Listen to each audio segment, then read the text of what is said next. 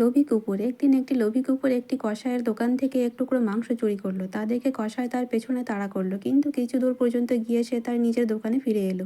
এদিকে কুকুরটা ভীষণ ভয়ে ছুটতে লাগলো প্রাণপণে। অনেকটা যাওয়ার পর সে পেছনে ফিরে তাকিয়ে দেখলো কসাইটা তার দিকে তাড়া করে আসছে কিনা।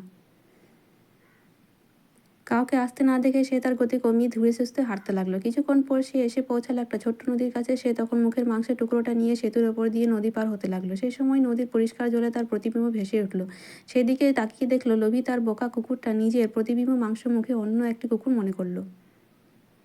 সে মাংস টুকরোটা পাওয়ার জন্য তার খুব লোভ হলো। সে এবার অন্য কিছু চিন্তা ভাবনা না করে নদীর জলে ঝাঁপিয়ে পড়লো, আর সঙ্গে সঙ্গে জলের স্রোতে তাকে ভাসিয়ে নিয়ে গেল। লোভী কুকুরটা মাংসের টুকরোটার সাথে সাথে তার মূল্যবান প্রাণটাও হারালো।